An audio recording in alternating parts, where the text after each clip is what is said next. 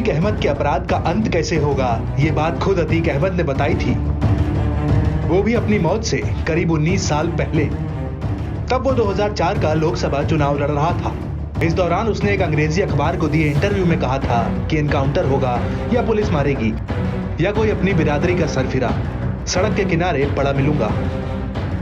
अतीक को आशंका थी कि अपनी बिरादरी यानी माफियाओं में से कोई उसकी हत्या कर सकता है। 19 साल बाद अतीक की आशंका सही साबित हुई। प्रयागराज के धूमनगंज इलाके में अस्पताल में मेडिकल चेकअप के लिए ले जाने के दौरान माफिया डॉन अतीक अहमद और उसके भाई अशरफ की गोली मारकर हत्या कर दी गई।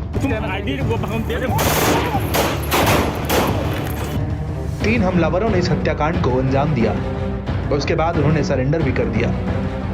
अतीक अहमद ने साल 2004 के आम चुनाव में फूलपुर लोकसभा सीट से अपनी दावेदारी पेश की थी।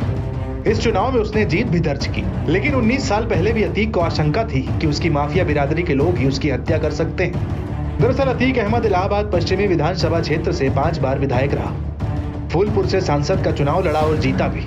अतीक प्रयागराज के कुछ चुनिंदा पत्रकारों के साथ बैठता था।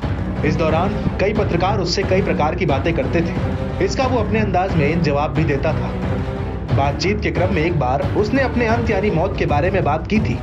प्रयागराज में 15 अप्रैल की रात को जिस प्रकार की घटना घटी, अतीक की 19 साल पहले की उस चर्चा में इसी तरह का जिक्र था। पत्रकारों से बातचीत के क्रम में अतीक अहमद ने लोकसभा चुनाव लड़ने के कारणों पर चर्चा की। अतीक ने कहा था, अपराध की दुनिया में सबको पता होता है अंजाम क्या होना है, इसको कब तक टाला जा सकता है, ये सब यानी लोकसभा चुनाव लड़ना है, इसकी ही जद्दोजहद है। अतीक अहमद ने पत्रकारों से बातचीत के क्रम में देश के पहले प्रधानमंत्री जवाहरलाल नेहरू से भी अपनी अलग ही अंदाज में तुलना की थी। दरअसल पंडित नेहरू फूलपुर लोकसभा सीट से चुनाव लड़कर प्रधानमंत्री बने थे।